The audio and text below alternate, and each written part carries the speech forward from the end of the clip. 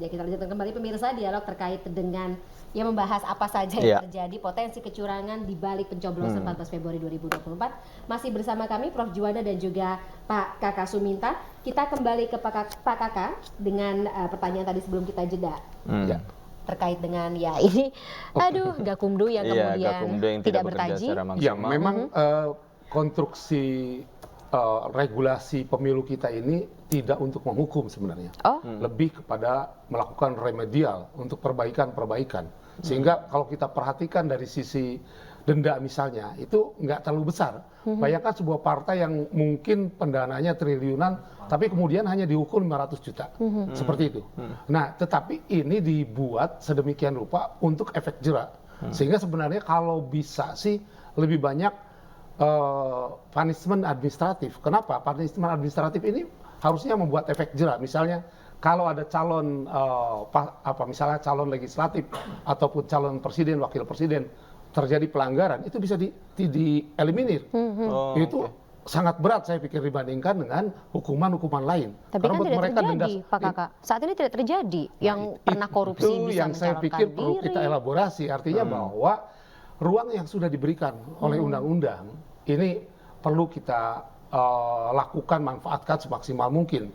Problemnya pemilu kita ini juga cara penegakan hukumnya itu seperti roda berjalan. Jadi kalau sudah selesai, misalnya soal pendaftaran sudah selesai, tidak bisa lagi kita tarik, kita bawa ke MK misalnya, MK hanya PHPU, sehingga ya fokusnya mungkin ya buat teman-teman paslon ataupun caleg atau partai politik, maka fokusnya adalah bagaimana mengumpulkan bukti dan alat bukti. Karena mereka akan bertarung di MK, tidak lagi soal kemarin kampanyenya terjadi money politik. Dia akan tanya ke Bawaslu, Hakim MK, Bawaslu sudah menangani belum? Kalau Bawaslu sudah menangani, apa hasilnya? Ketika Hakim MK yakin bahwa semua ditangani secara proper, maka maaf, semua data apapun lewat. Kalau Bawaslu tidak melakukan tugasnya dengan proper, bisa disanksi? Bisa kita ada di KPP, tapi kan kita tahu sendiri. Jadi saya sudah menggambarkan misalnya KPU disanksi dengan peringatan keras, kemudian peringatan keras terakhir kedua, peringatan keras lagi, peringatan keras terakhir lagi. Kerasnya di mana itu? Ini kan berkali-kali. Biar gimana pun bertahap. Orang menganggapnya kayak dagelan, seperti ini. Harusnya kan perlu punishment untuk apa? Efek jera agar misalnya siapa yang disanksi, mau ketua, anggota, kemudian berpikir, ternyata kita bisa disanksi loh. Sebelumnya pernah ada yang kena sanksi berhenti, sebelumnya ada ketua yang diberhentikan dari ketuanya. Tapi untuk saat ini begitu banyak komplain masyarakat, tapi jalan terus. Nah, saya berpikir bahwa memang apakah dalam sebuah perjalanan demokrasi sebuah bangsa itu kadang-kadang terjadi fatigue ya, terjadi kelelahan bangsa kita.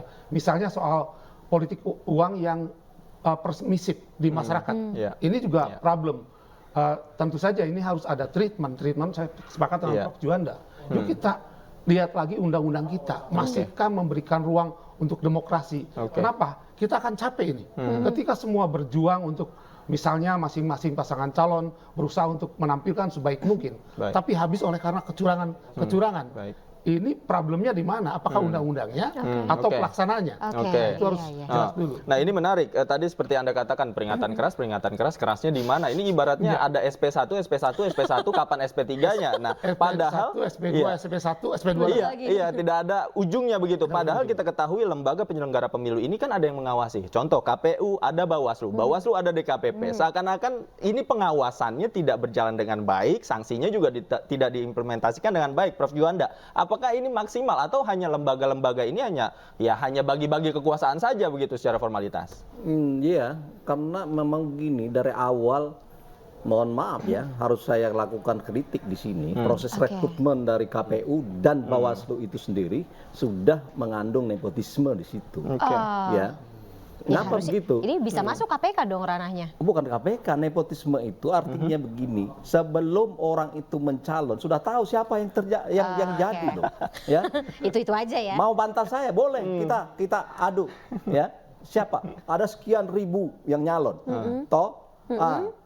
Bagi yang tidak paham dengan sebuah kondisi, dia berharap memang untuk jadi, ya. Tetapi sebenarnya yang bagi paham ada backing politik. Nah, dialah yang jadi dia udah tahu bahwa dia akan jadi.